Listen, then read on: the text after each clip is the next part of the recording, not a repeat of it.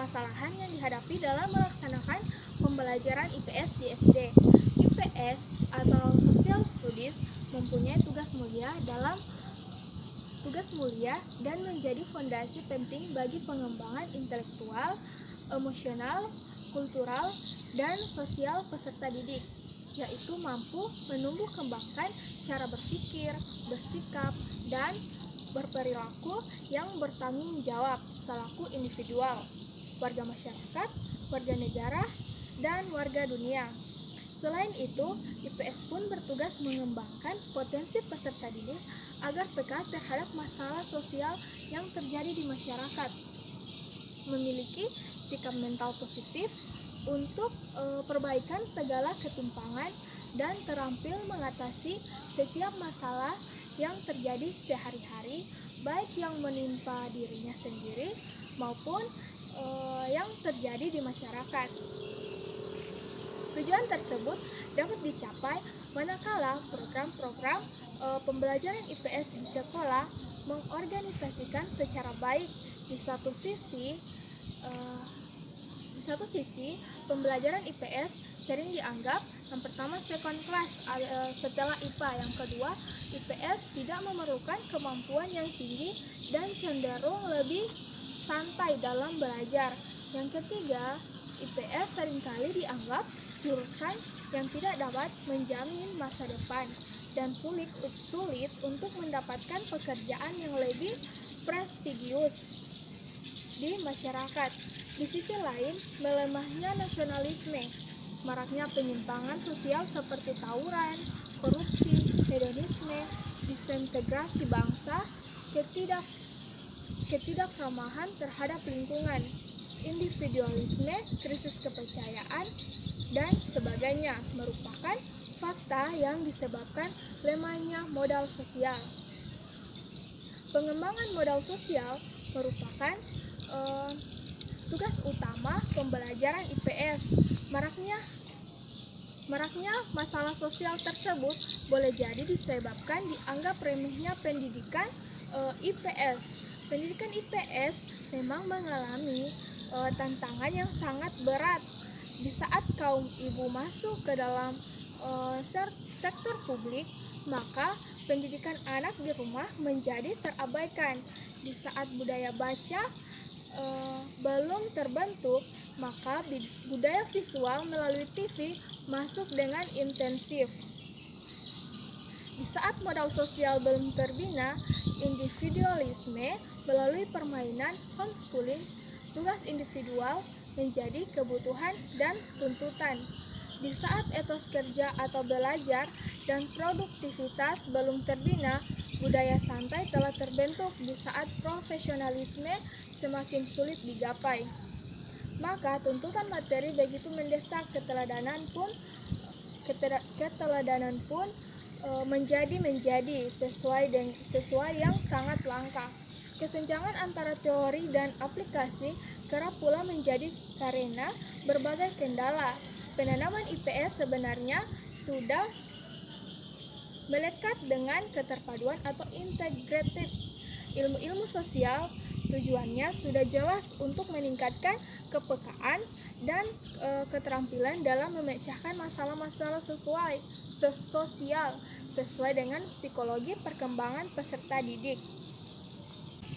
Di saat budaya baca belum terbentuk, maka budaya visual melalui TV masuk dengan intensif. Di saat modal sosial belum terbina, individualisme melalui permainan homeschooling. Tugas individual menjadi kebutuhan dan tuntutan. Di saat etos kerja atau belajar dan produktivitas belum terbina, budaya santai telah terbentuk. Di saat profesionalis semakin sulit digapai, maka tuntutan materi begitu mendesak. Keteladanan pun menjadi sesuai dengan saat langka. Kesenjangan antara teori dan aplikasi kerap pula terjadi karena sebagai kendala. Penanaman IPS sebenarnya sudah melekat dengan keterpaduan ilmu-ilmu sosial. Tujuannya sudah jelas untuk meningkatkan kepekaan dan keterampilan dalam memecahkan masalah-masalah sosial sesuai dengan psikologi perkembangan peserta didik. Tujuan pembelajaran IPS adalah menemukan program pembelajaran IPS untuk meningkatkan kompetensi keterampilan sosial peserta didik. Tujuan utama tersebut dapat dijabarkan menjadi tujuan-tujuan khusus sebagai berikut. Yang pertama, melakukan analisis kurikulum IPS untuk memahami misi dan tujuan yang harus dicapai sesuai dengan standar kompetensi di setiap jenjang pendidikan. Yang kedua, menetapkan topik IPS yang cocok untuk meningkatkan keterampilan sosial bagi peserta didik.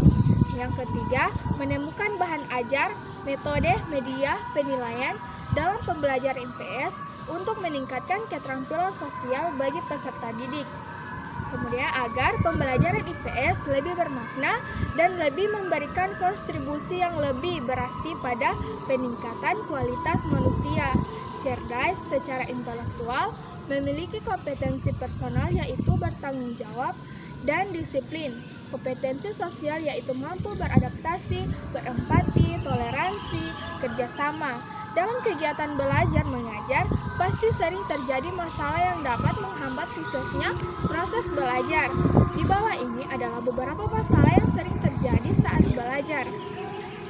Masalah-masalah belajar adalah segala masalah yang terjadi selama proses belajar itu sendiri. Masalah-masalah belajar tetap akan dijumpai.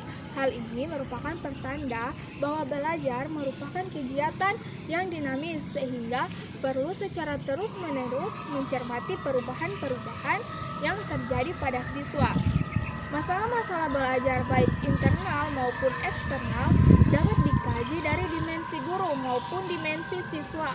Sedangkan dikaji dari tahapannya, masalah belajar dapat terjadi pada waktu sebelum belajar, selama proses belajar, dan sesudah. Sedangkan dari dimensi guru, masalah belajar dapat terjadi sebelum kegiatan belajar, selama proses belajar, dan evaluasi hasil belajar. Masalahnya seringkali berkaitan dengan pengorganisasian belajar. Yang pertama, masalah pembelajaran IPS yang berasal dari siswa. Yang pertama, kesiapan belajar dapat dilihat dari kesediaan siswa untuk mencatat pelajaran, mempersiapkan buku, alat tulis, atau hal-hal yang diperlukan. Namun, bila mana siswa tidak memiliki minat untuk belajar, maka siswa tersebut cenderung mengabaikan kesiapan belajar. Masalah lain dan juga bersumber dari siswa adalah motivasi belajar, yaitu motivasi individu dimanifestasikan dalam bentuk ketekunan dalam belajar, kesungguhan dalam menyimak, mengerjakan tugas, dan sebagainya. Oleh karena itu, rendahnya motivasi merupakan masalah dalam belajar yang memberikan dampak bagi ketercapaiannya hasil belajar yang diharapkan. Selanjutnya, konsentrasi belajar. Kesulitan berkonsentrasi merupakan indikator adanya masalah belajar yang dihadapi siswa. Karena hal itu akan menjadi kendala di dalam mencapai hasil belajar yang diharapkan.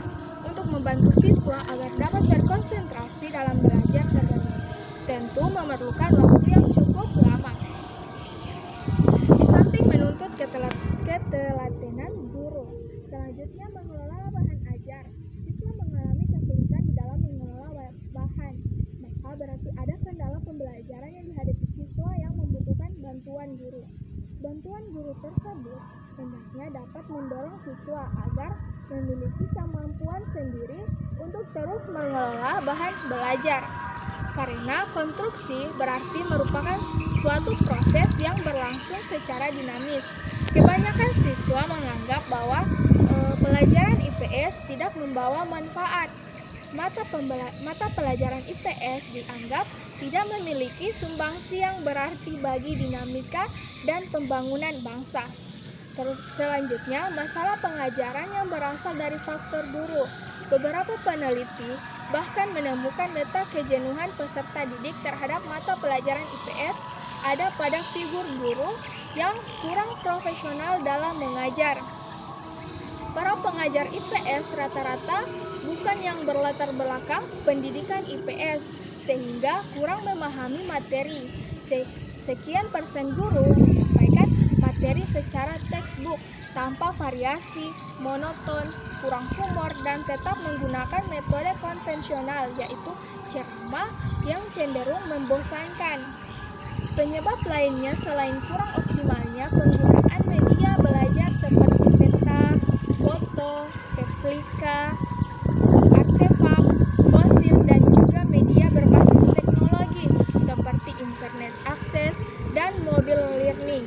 IPS atau Social Studies mempunyai tugas mulia dan menjadi fondasi penting bagi pengembangan intelektual, emosional, kultural, dan sosial peserta didik, yaitu mampu menumbuh kembangkan cara berpikir, bersikap, dan berperilaku yang bertanggung jawab selaku individual, warga masyarakat, warga negara, dan warga dunia.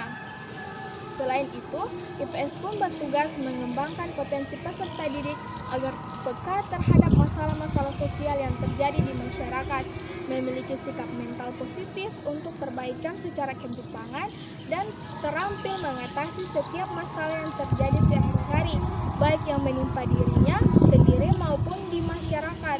Tujuan tersebut dapat dicapai manakala program-program pembelajaran IPS di sekolah diorganisasikan secara baik.